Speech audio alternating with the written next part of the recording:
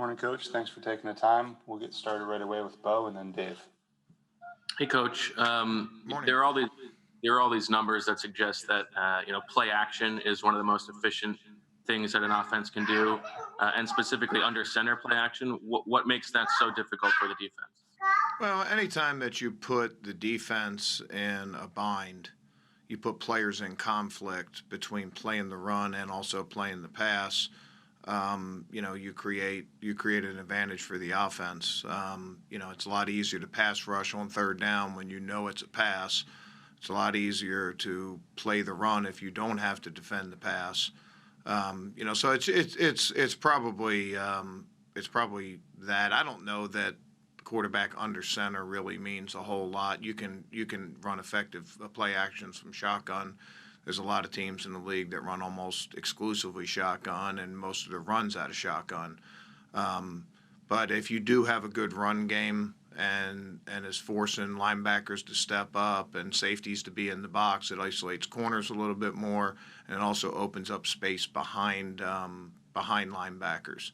That being said, if the run game doesn't have a whole lot of teeth, generally play action isn't effective because players don't have as much conflict. There's a lot of ways to conflict the defense. You have the zone read stuff.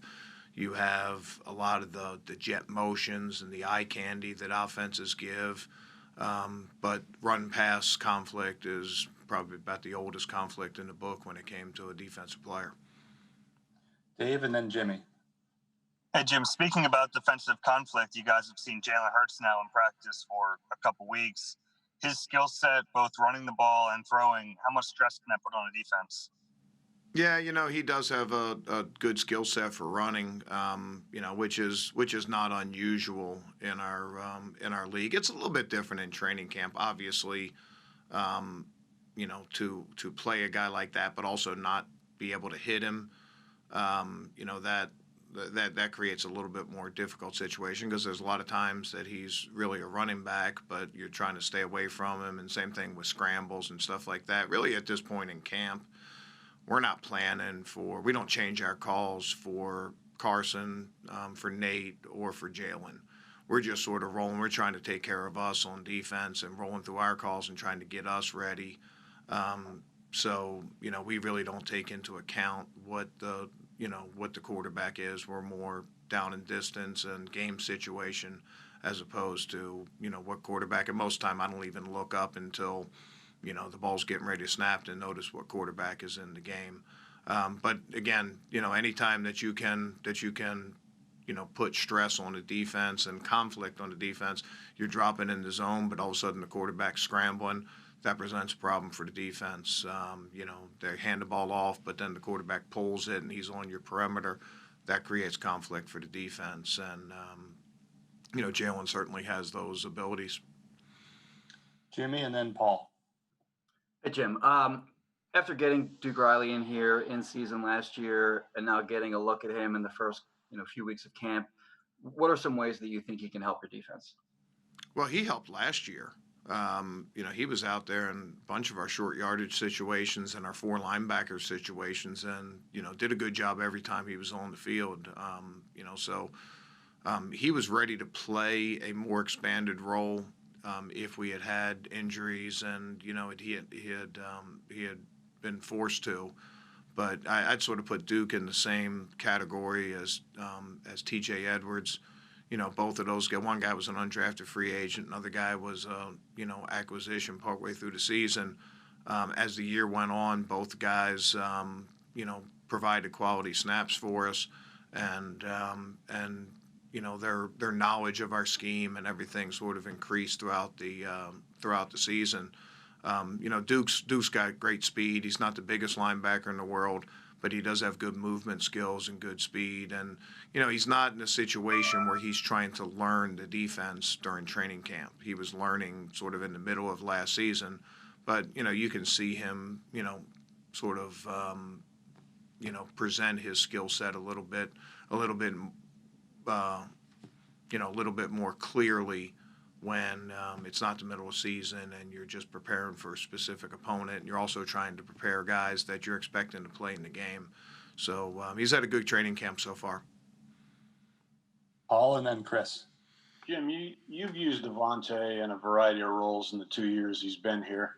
Now it looks like there's a good possibility he's going to be one of your starting outside corners in 3 weeks. Any concerns at all about putting a 5'9" guy outside in today's game? I think that size matchups are always a concern. But what I'd say about Avonte is the only time he looks short is when he's in the lunch line. When he gets on the field, he's never, in my mind, played small. He's a physical player. He's got great timing and ability to jump. And, there's been a lot of guys that, have that kind of skill set. He brings some things to the table that maybe some of the taller guys don't have. He's got great quickness and change of direction ability. He can get up to speed super quick, which allows him to play a little bit different technique on the outside. And the thing that he's probably, most deceiving with is he's really strong. Let's not confuse small with little with him, or short with small. I guess that's probably the best thing there, because he's a physical player. He's strong, and he's matched up against big receivers his whole career. As far as settling him in, he has played a million different positions for us. He's played safety, he's played nickel, he's played outside corner, he's played special teams. I do think that even though that served us well as a defense, maybe that wasn't the best thing for him, but it was just what we needed to do in a particular season or particular game.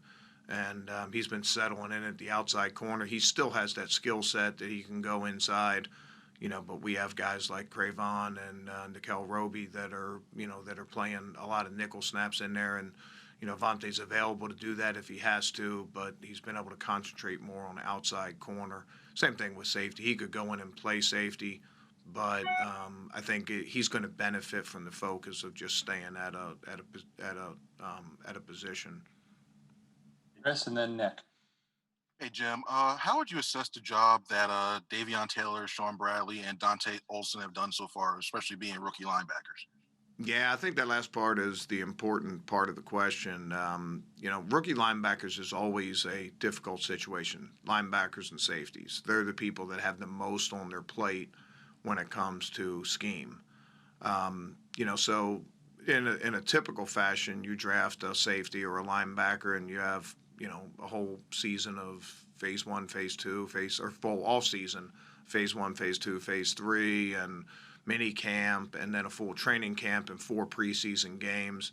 It gives those guys plenty of time to get their feet under them and to go. But, in some ways, a little bit like talking about Duke Riley last year, coming sort of halfway through the season, these guys haven't had the benefit of that. They did a lot of meetings just like we're doing right here, which is good. It's productive, but it doesn't replace being on the field.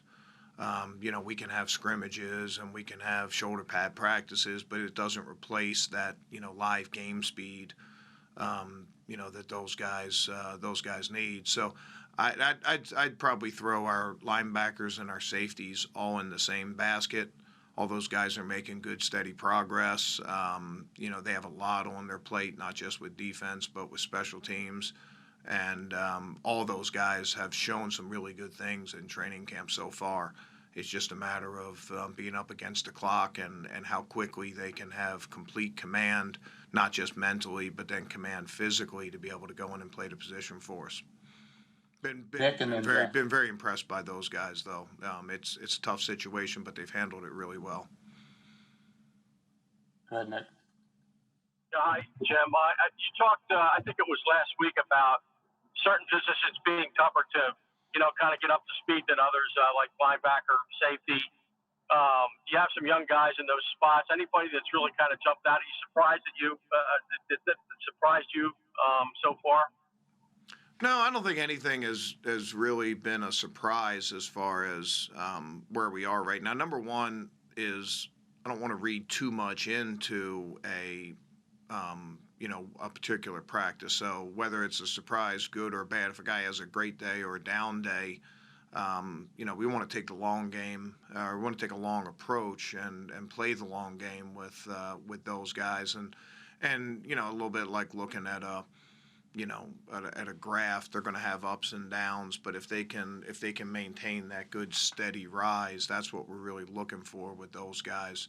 But again, it's based on what we've done right now. It'd be really unfair to single anybody out as being ahead or behind or anything else. We're still in a work phase, and got a couple more weeks of this to sort some of those things out. Jeff, and then Martin. Jim, we've seen Malik Jackson be really active at practice. He seems to bring a lot of energy to that defensive line, and the production from that group has been very good this first week.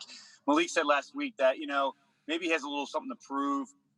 Jaguars, he was benched his last year there, and last year obviously he didn't play most of the season. What are you seeing out of Malik in terms of his mentality as he enters, his ninth season in the NFL? Yeah, he knows what it takes, number one, and he also has that perspective of an injured player, and when you say miss most of the season, 15 out of 16 is or 16 out of 17 is it fits the standard of most. But Malik did a great job last year of staying active with our team. Even though he was injured, he did his rehab here. He was in our meetings. He was still he still served a role on our team. And I was really impressed by that. It's hard for a young player to do that, but a veteran guy like Malik has seen a lot of different things. He still brought something to our team, and I was really pleased. And it shows what kind of man he is, what kind of player he is, that he was selfless enough to do that. He never felt sorry for himself. He went out and did his rehab and then found a way to contribute. And that's all we can ask for players. But you can see his excitement. Maybe it'd be a little bit different if, he had played 17 games last year and, went out. But he's excited. He's got that, sort of almost a rookie excitement about being out there every day. Because he realized, how quickly it can be taken away from you. Malik is long. He's a little bit different than some of our defensive tackles. He's in the quarterback's way an awful lot because he is so long, and he can be a different kind of matchups from some of our other defensive tackles on those guards. He can get on some edges inside, and he also has the ability to swing inside and outside. That's something that we wanted to use him a little bit last year, and things like that, and never were able to do it. But he's played 3-4 defensive end, and he gives us a good physical presence doing those sort of things, whether it's by game plan or because of injury. Malik is I know this. He brings my spirits up every day. You see him around the office. I mean, obviously you guys have seen it. He's just a guy that is embracing every day and taking advantage of every day, and he does it with such enthusiasm. It's fun. And another guy that's been that way for us was Vinny Curry. Vinny missed the first whatever segment of camp, and we signed him back late, and he's just brought energy every time he's out on the field. And that's another guy that's been around a while. It's not his first rodeo, but he still treats it like it's his rookie training camp. And those guys are important for our team. We got time for a couple more, so we'll go to Martin and then Les. Hey, Jim. Staying on the defensive line, it seems like, when we watch practice, looks like Josh Sweat is pretty much all over the quarterback. What have you seen from him, compared to last year? I mean, does it seem like he's taken a big leap in your eyes during that time? Yeah, I think the biggest thing is Josh always had some flash plays his first couple years. For rookie year, really didn't get a chance to be on the field very much because we had a lot of veteran players at that position. But last year was on the field quite a bit, and like a young player, he had some inconsistencies. But Coach Burke, Coach Washburn, Coach Ollie have really done a good job, not just with Sweat, but with all those defensive ends of just getting our technique and an attack mentality and getting consistency when in that technique. A lot of our stuff with our defensive line is a lot of repeatable motion. I think, anybody that's covered baseball is, you hear pitchers, they talk about repeatable motion.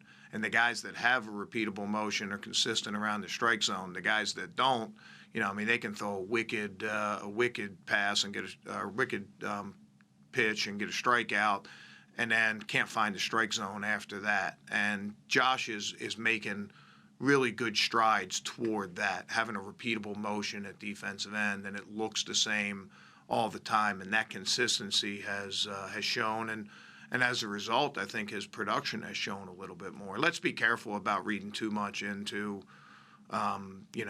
thud practices and, non-padded practices and things like that, because, sometimes that stuff can get a little bit skewed, and a guy can, look different in practice than, he's really going. That being said, Josh has had a good camp, and I think he's a much improved player, and we look forward to him playing a big role for us this year. Go ahead, Les. Hey, Jim.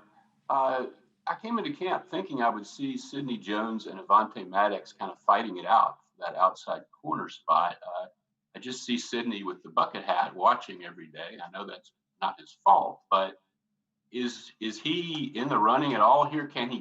Is there time for him to get back out there and show anything to you in relation to that spot? Yeah, our time is starting to run short, and the only thing we can do as coaches is coach the guys that are available to practice.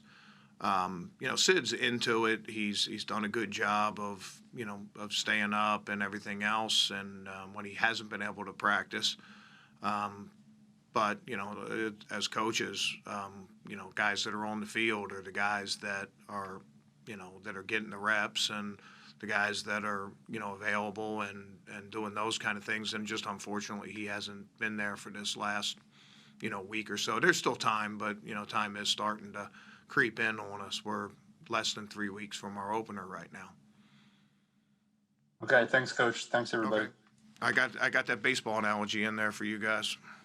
We appreciate it.